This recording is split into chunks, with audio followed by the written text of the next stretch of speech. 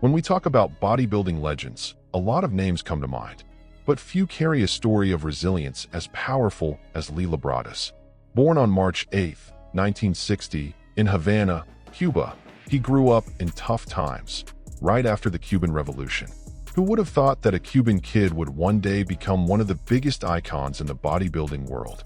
Still a child, Lee left his homeland with his family. Their first stop was Chicago, but the search for better opportunities took them to Jacksonville and later to Houston, Texas. And it was in American soil that Lee found the perfect environment to completely reshape his future. As a teenager, Lee's life wasn't just about school. At home, he had a big source of inspiration: his dad. Watching him train with weights sparked Lee's passion for lifting. On top of that, idols like Steve Reeves and Dave Draper served as guiding lights, showing him that it was possible to sculpt not only the body but also one's entire life through discipline. Even with so many role models, Lee didn't put education on the back burner. Determined, he earned a degree in civil engineering at the University of Houston. That detail reveals something interesting. Before turning pro, he already had a stable career path ahead of him. It was during his college years that training really took center stage. By the age of 16, he was already lifting seriously and with discipline.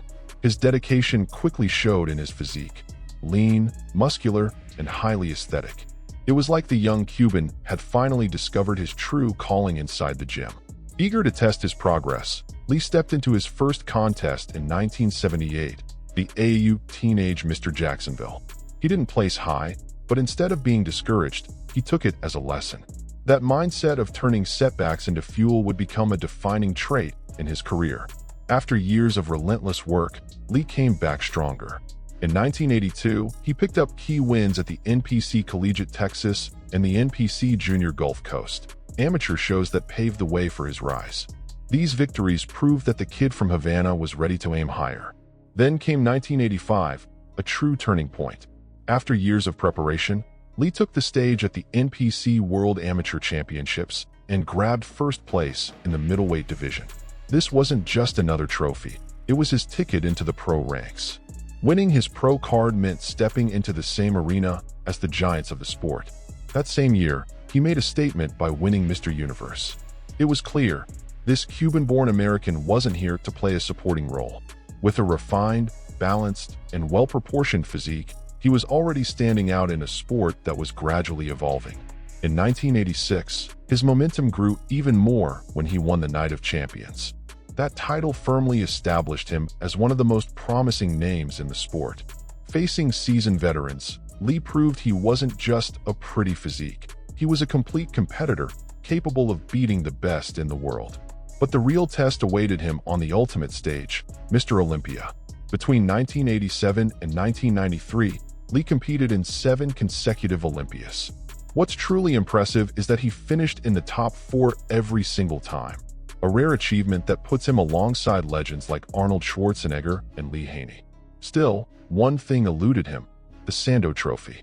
His peak Olympia moments came in 1989 and 1990, when he finished runner-up behind the unbeatable Lee Haney. During those years, fans and critics alike saw Labrada as Haney's biggest rival, the aesthetic counterpoint to the mass monster era that was taking shape. While others chased sheer size, Labrada stayed true to his signature: symmetry, proportion, and elegance on stage. He became living proof that aesthetics could be just as dominant.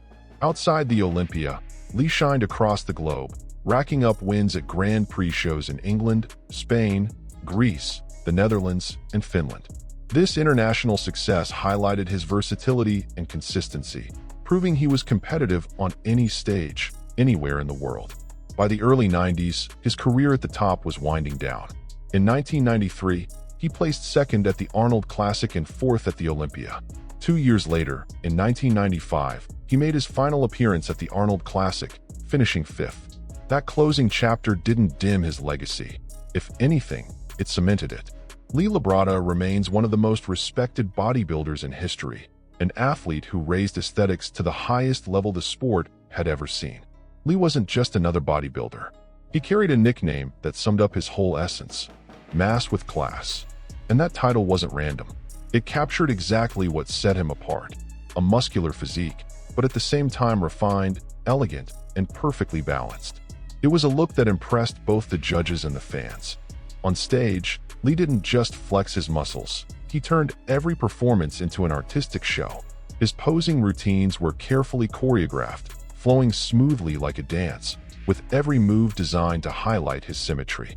Fans still remember how he could captivate the crowd without relying on over-the-top theatrics. While many of his peers were chasing sheer size, Labrada chose a different path. For him, the real art of bodybuilding was all about balance. Symmetry, proportion, and aesthetics were his top priorities. That approach made him a kind of silent resistance to the growing mass monster era that started taking over the sport in the 90s. And don't think that philosophy put him in the background, not at all. Lee went toe-to-toe with giants like Lee Haney, Rich Gaspari, Dorian Yates, Flex Wheeler, and Sean Ray.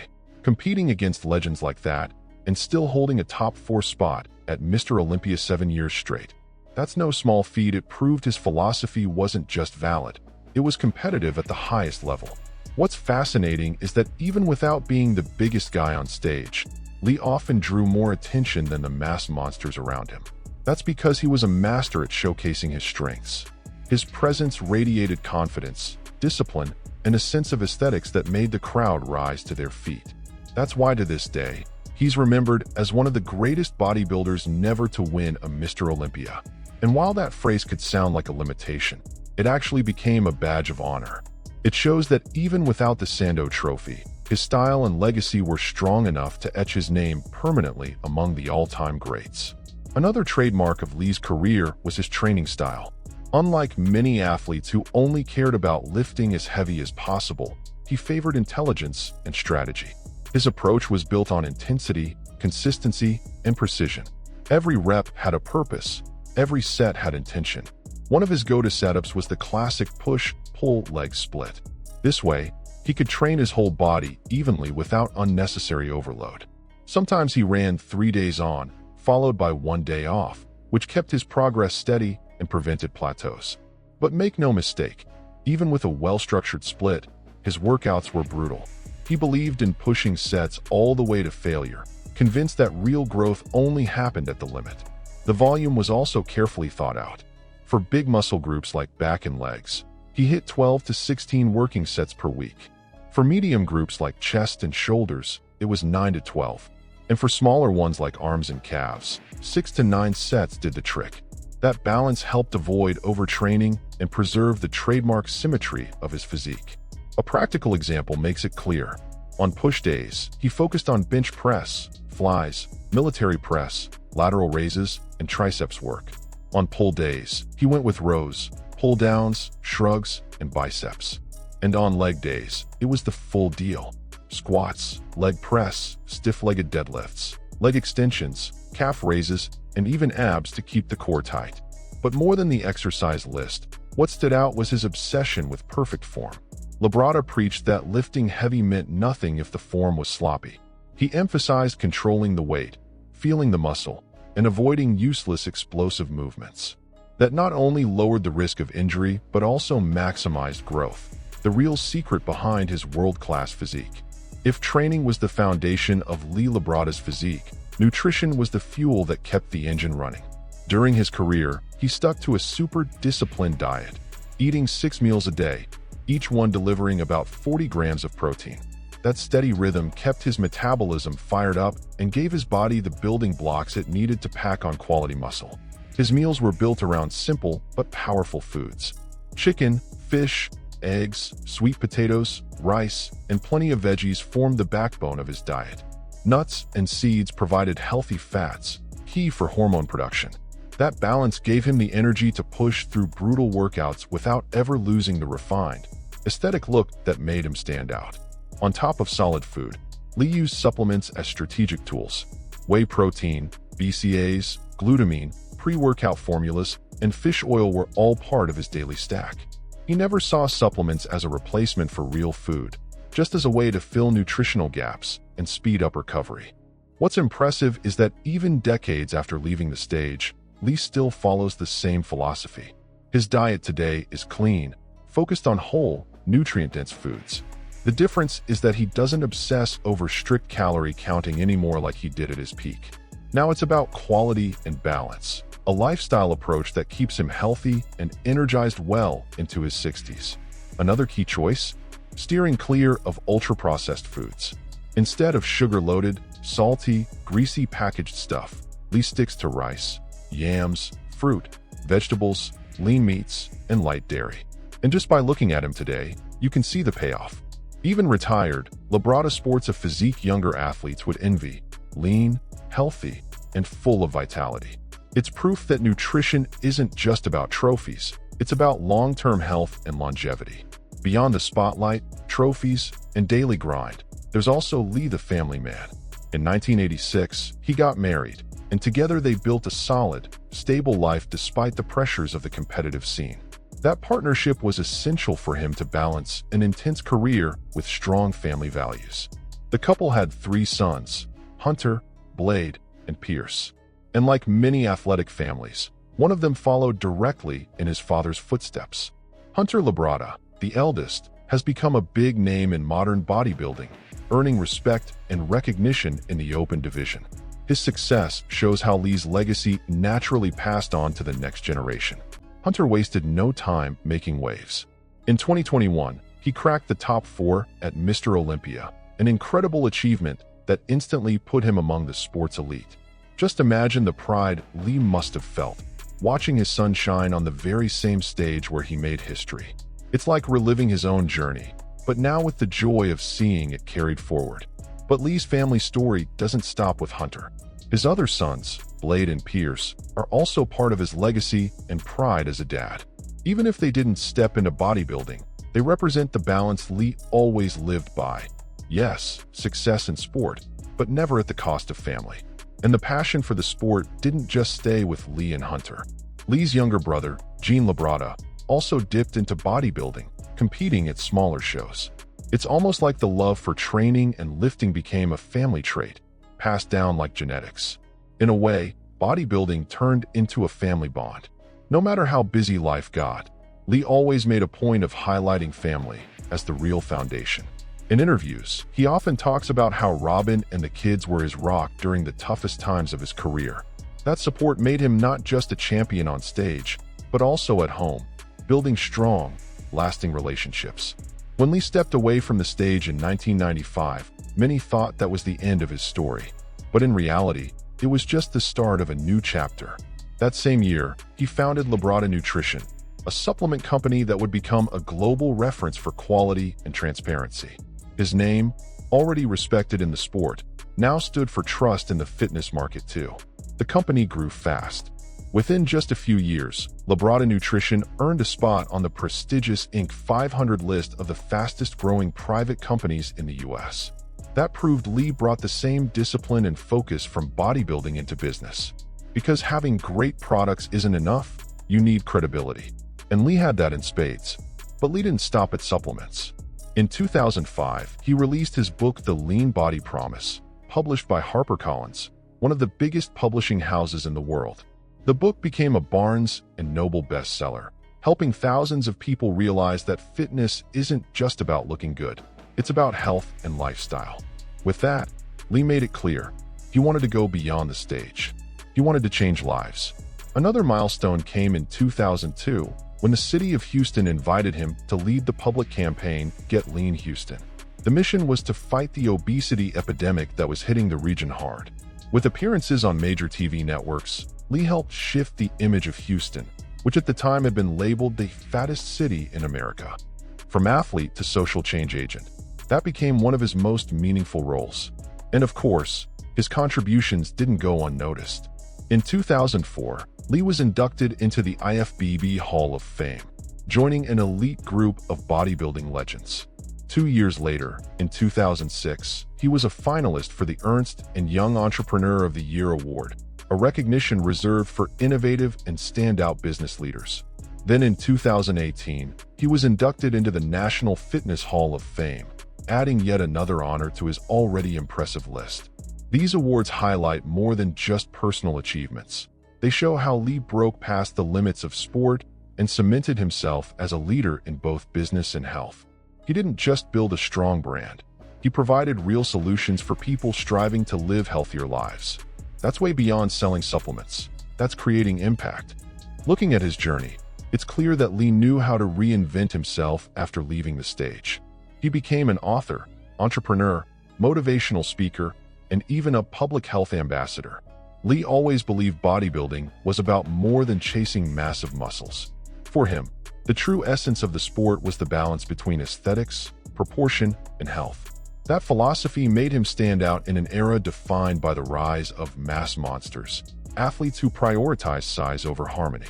Labrada showed the world that respect and prestige could be earned without sacrificing the classic beauty of the physique.